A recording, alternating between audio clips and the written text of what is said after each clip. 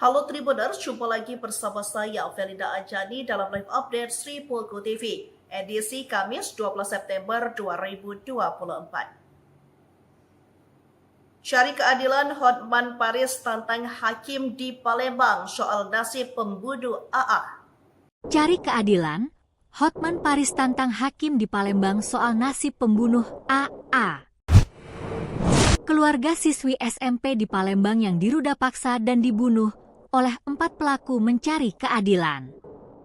Keluarga Ayu Andriani tak terima dengan hukuman yang diterima 3 pelaku. Jika 1 pelaku dipenjara, sementara 3 lainnya hanya direhab karena masih di bawah umur. Untuk itu, keluarga almarhumah AA mendatangi langsung pengacara kondang Hotman Paris di Jakarta.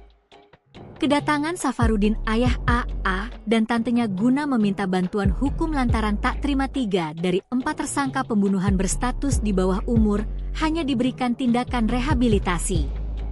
Melansir dari postingan Instagram Hotman Paris Soavial, Rabu, 11 September 2024, Hotman Paris membagikan video pertemuan dengan Safarudin, orang tua almarhumah AA dan kakak ayahnya. Malam ini saya didatangi Bapak Safarudin dari Palembang, bapak kandung korban ruda paksa sampai meninggal umur 13 tahun yang diruda paksa 4 orang dan dibunuh, ujar Hotman Paris. Datang ke Hotman 911 untuk ikut memperjuangkan bagaimana penafsiran undang-undang, karena di undang-undang disebutkan untuk anak di bawah 14 tahun tidak boleh dikenakan hukuman, hanya dikembalikan ke rahab atau orang tuanya. Di mana keadilan? Sambung Hotman Paris. Hotman Paris lantas menanyakan keinginan dari pihak keluarga almarhumah AA. Muwaliki Safarudin, sang kakak perempuan menyebutkan jika keluarganya merasa tidak ada keadilan bagi almarhumah. Jadi kalau keadilan cuma direhab, betapa hancurnya hati kami. Sudah dibunuh diruda paksa, walau pelaku di bawah umur, kami mohon keadilan bagi, mohon pemerintah, sambungnya. Hotman Paris menyebut pihak keluarga meminta pengadilan untuk berani melakukan terobosan baru di bidang hukum. Jadi ibu memohon ke pengadilan agar berani melakukan terobosan hukuman.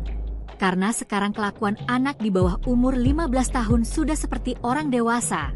Karena kemajuan teknologi, mudah-mudahan hakim Indonesia berani lakukan terobosan hukum, ucap Hotman. Anies masih muncul di survei terbaru Pilkada Jakarta. Pengamat sebut gerakan anak abah bisa merepotkan.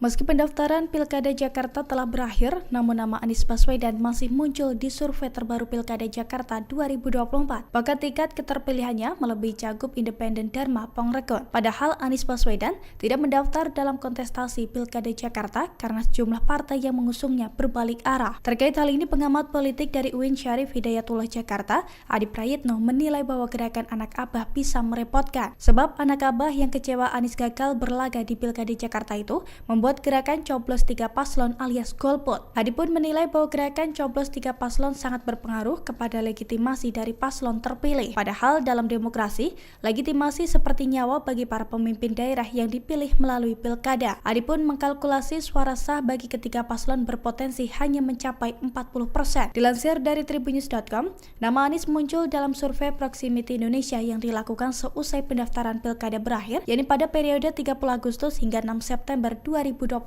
Pada pertanyaan terbuka tentang siapa saja sosok yang menjadi Cagup Jakarta, hasil survei menunjukkan 6% responden warga Jakarta masih menyebut nama Anies. Dalam survei tersebut, elektabilitas Ridwan Kamil tertinggi dengan 43,60%, Pramono Anung 19,40%, dan Dharma Pongrekon 3,10%. Sedangkan elektabilitas Anies masih mencapai 6,70%. Menpora lapor dugaan korupsi PON 2024 ke Kejagung. Barreskrim akan dampingi pengelolaan keuangan. Dirinya bersama dengan pihak Kejagung dan Barreskrim terus berkoordinasi agar gelaran PON bisa dirasa nyaman. Hanya saja politisi Partai Golkar ini enggan merinci secara detail pengusutan terkait dugaan penyelewengan dana PON 21 tahun 2024 ini.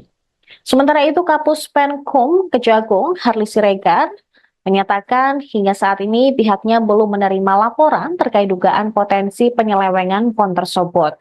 Kemudian, Direktorat Tindak Pidana Korupsi Barreskrim Polri bersama Polda Aceh dan Polda Sumatera Utara juga bakal mendampingi pengelolaan keuangan dalam penyelenggaraan Pekan Olahraga Nasional yang digelar di Aceh dan Sumut pada tahun 2024 ini.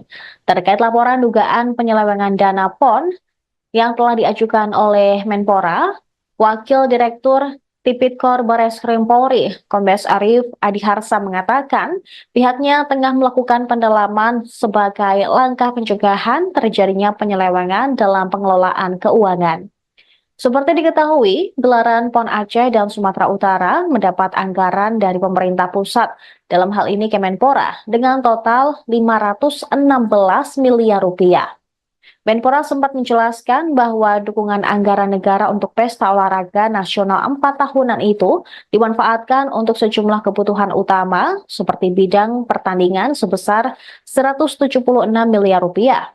Nilai itu terdiri dari bidang pertandingan untuk wilayah Aceh 72 miliar rupiah dan bidang pertandingan untuk wilayah Sumatera Utara 74 miliar rupiah.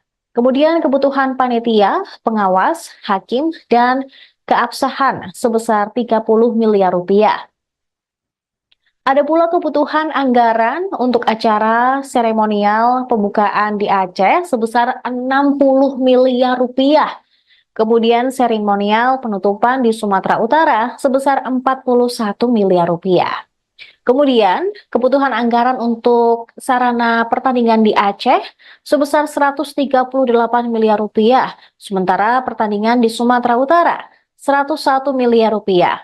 Menpora berharap melalui perjanjian kerjasama penggunaan anggaran, semua pihak dapat bekerja sama, saling mendukung, dan bersinergi untuk mewujudkan PON yang sukses dalam 4 aspek, yaitu sukses penyelenggaraan, prestasi, administrasi, dan ekonomi daerah. Minta pelaku dihukum mati, ibu gadis penjual gorengan di Pariaman sebut, kami belum bisa ikhlas. Malina saat ditemui di rumahnya pada Rabu 11 September menyatakan bahwa dirinya tak bisa menerima kepergian putrinya NKS. Eli pun meminta agar pelaku pembunuhan NKS bisa dihukum mati. Pasalnya, pelaku telah mengubur mimpi NKS untuk bisa bekerja kantoran. Hal senada juga disampaikan oleh kakak korban, Rini Mahyuni. Rini berujar dirinya dan keluarga besarnya sangat terpukul dengan kepergian NKS. Menurut Rini, NKS dikenal sebagai sosok yang gigih dalam menggapai mimpinya. Diberitakan sebelumnya, NKS ditemukan tewas terkubur di wilayah Kayu Tanam, Padang Pariaman pada Minggu 8 September setelah dilaporkan hilang sejak Jumat 6 September. Saat hari kejadian, NKS menjalankan rutinitasnya sehari-hari, yakni menjajakan gorengan. Warga menemukan sejumlah barang korban di dekat lokasi timbunan tanah yang mengubur korban, seperti sandal, kain, payung, hingga dagangan yang berserakan.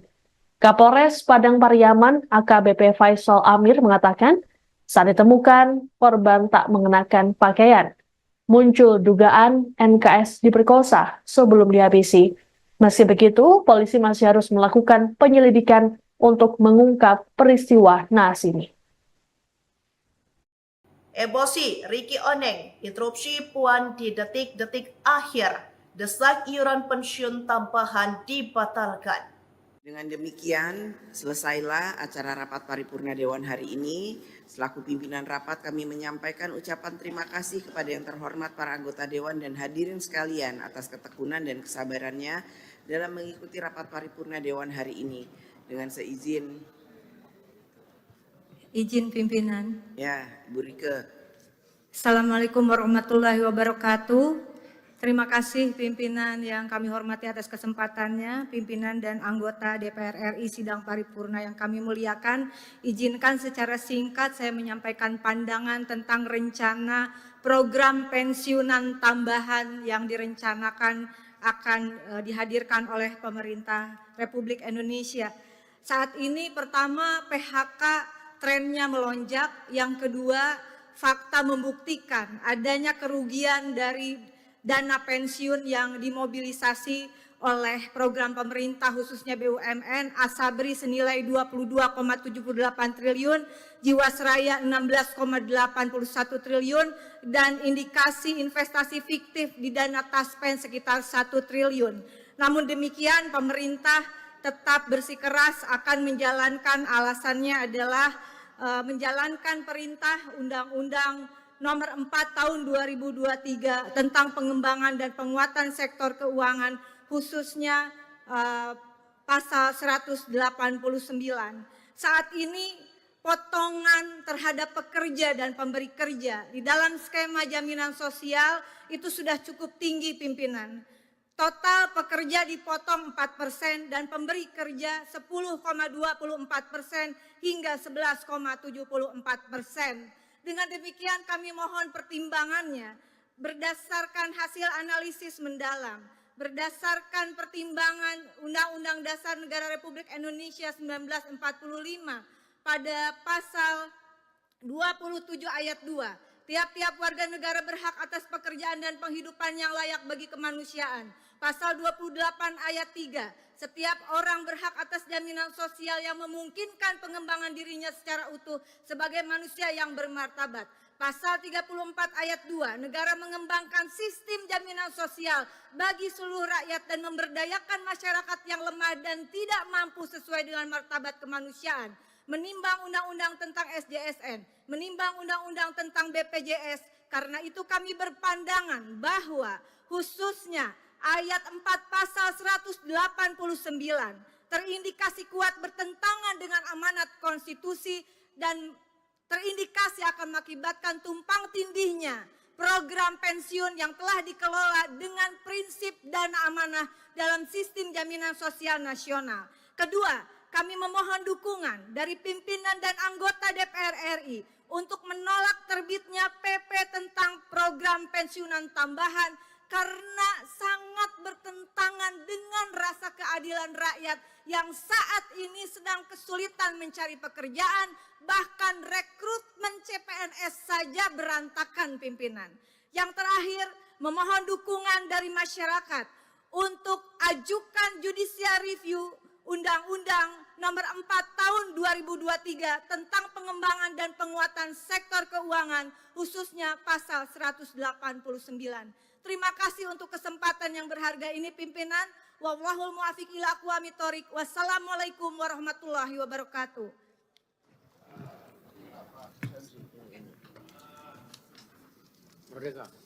Terima kasih. Nanti akan dikaji oleh Badan Keahlian untuk ikut mencermati terkait dengan hal ini. Terima kasih kembali kami ucapkan kepada yang terhormat para anggota Dewan dan hadirin sekalian atas ketekunan dan kesabarannya dalam mengikuti rapat paripurna Dewan hari ini. Dengan seizin sidang Dewan, maka perkenankan kami menutup rapat paripurna dengan ucapan Alhamdulillahirabbil alamin. Wassalamualaikum warahmatullahi wabarakatuh. Om Santi, Santi, Santi Om. Namo Buddhaya, salam kebajikan. Baik Tribuners, informasi tadi sekaligus menutup live update Sri Peko TV hari ini. Saya Felinda Ajani, pamit undur diri. Terima kasih dan sampai jumpa. Download Tribun X sekarang. Menghadirkan lokal menjadi Indonesia.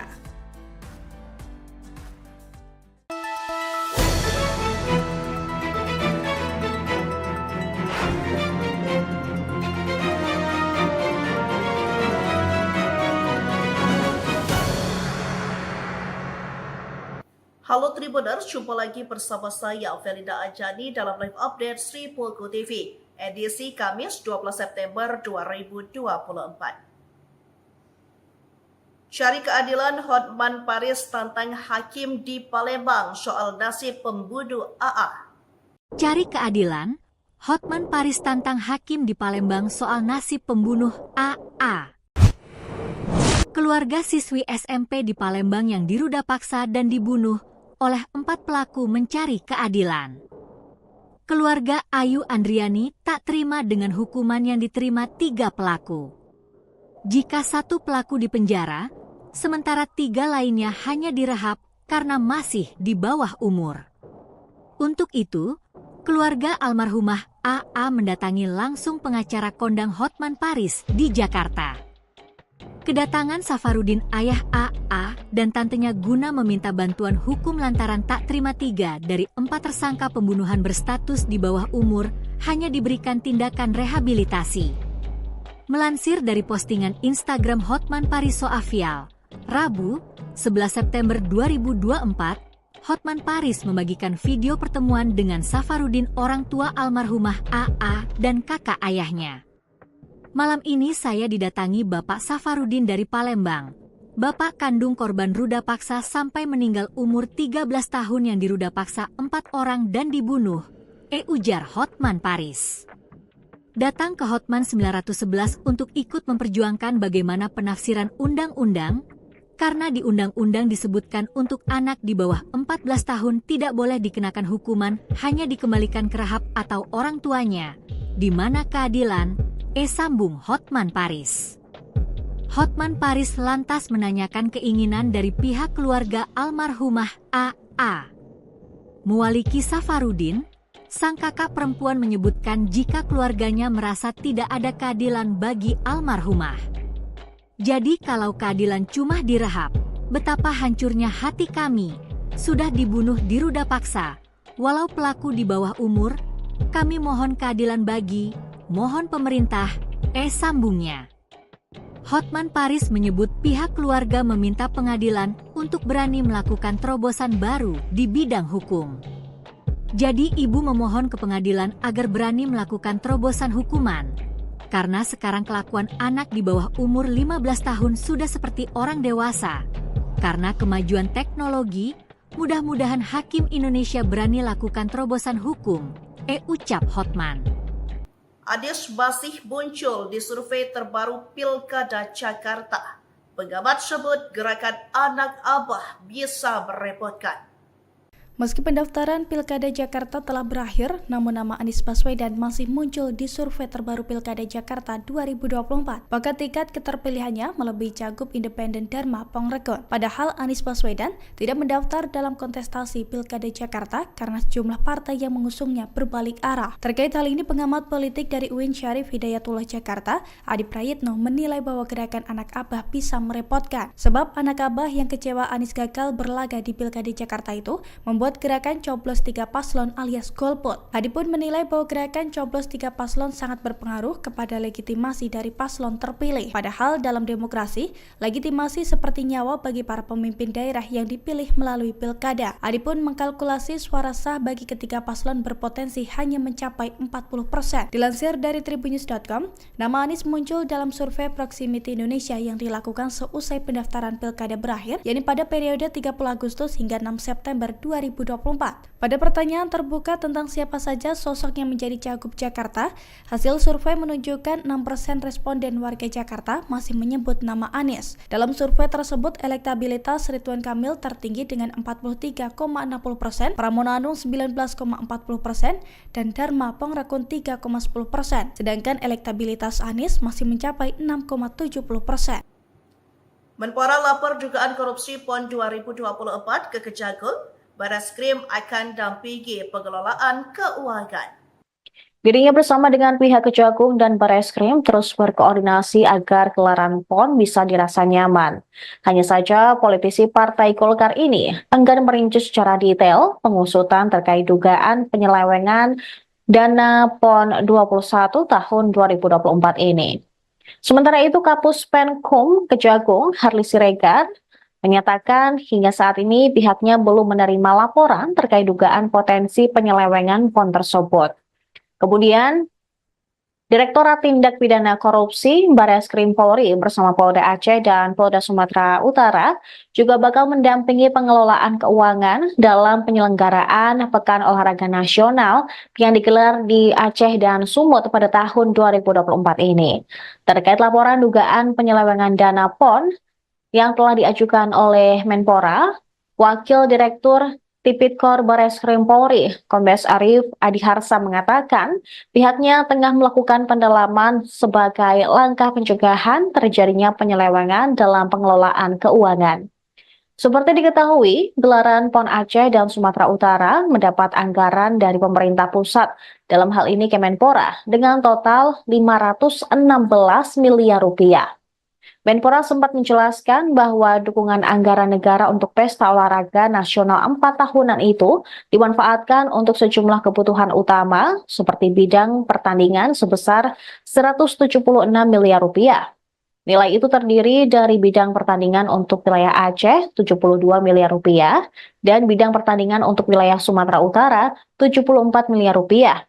Kemudian kebutuhan panitia, pengawas, hakim, dan keabsahan sebesar 30 miliar rupiah. Ada pula kebutuhan anggaran untuk acara seremonial pembukaan di Aceh sebesar 60 miliar rupiah. Kemudian seremonial penutupan di Sumatera Utara sebesar 41 miliar rupiah.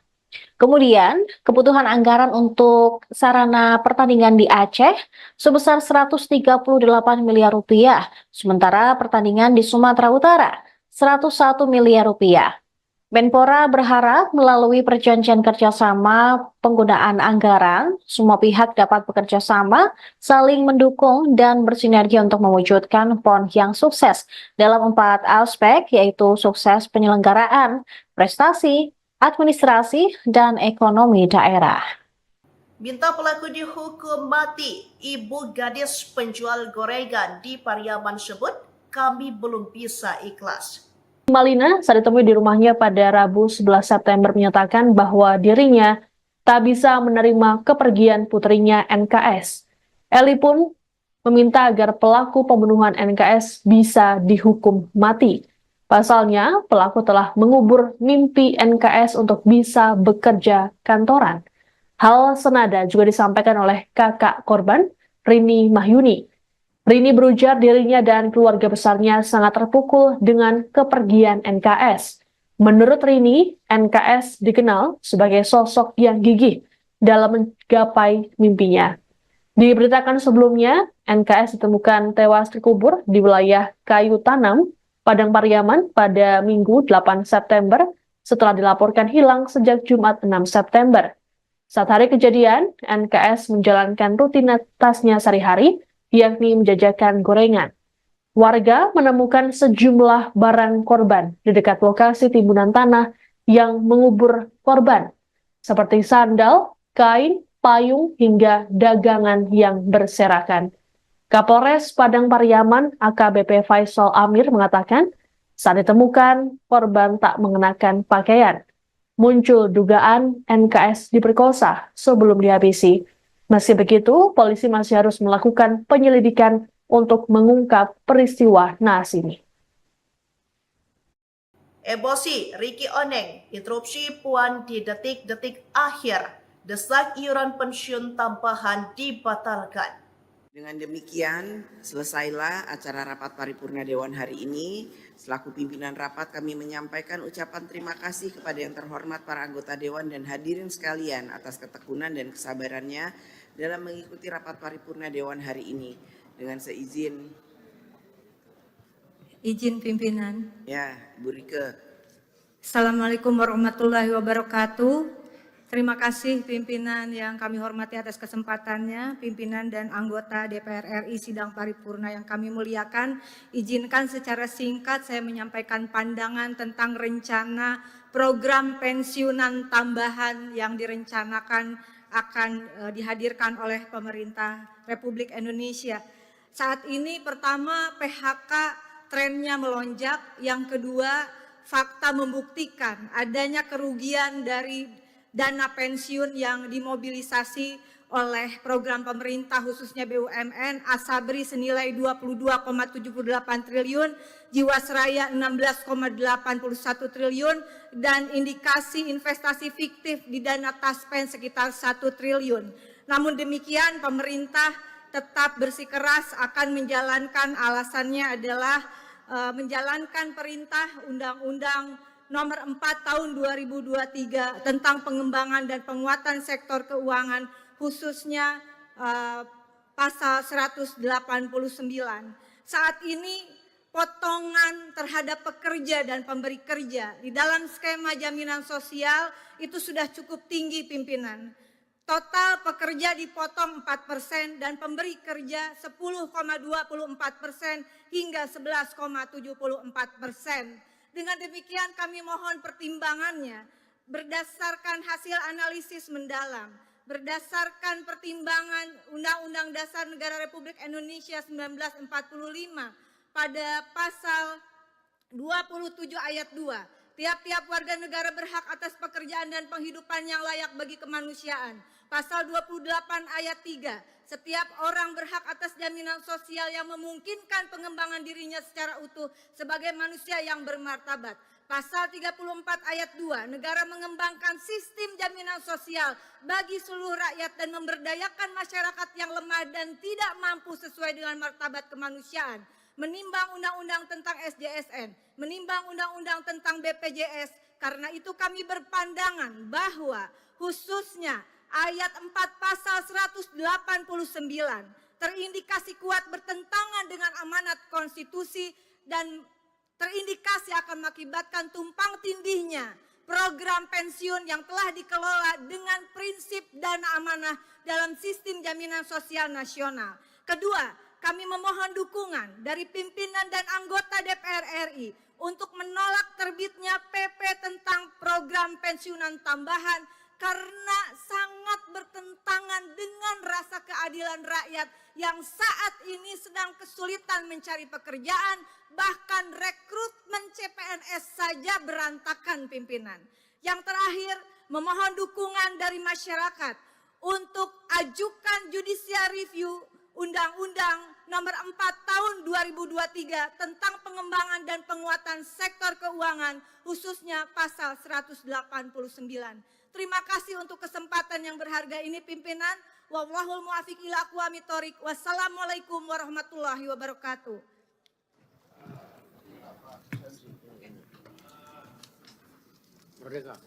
Terima kasih. Nanti akan dikaji oleh Badan Keahlian untuk ikut mencermati terkait dengan hal ini. Terima kasih kembali kami ucapkan kepada yang terhormat para anggota Dewan dan hadirin sekalian atas ketekunan dan kesabarannya dalam mengikuti rapat paripurna Dewan hari ini. Dengan seizin sidang Dewan, maka perkenankan kami menutup rapat paripurna dengan ucapan Alhamdulillahirabbil alamin. Wassalamualaikum warahmatullahi wabarakatuh. Om Santi Santi Santi Om. Namo Buddhaya. Salam kebajikan. Baik Tribuners, informasi tadi sekaligus menutup live update Sri Polko TV hari ini. Saya Felinda Ajani, pamit undur diri. Terima kasih dan sampai jumpa. Download Tribun X sekarang. Menghadirkan lokal menjadi Indonesia.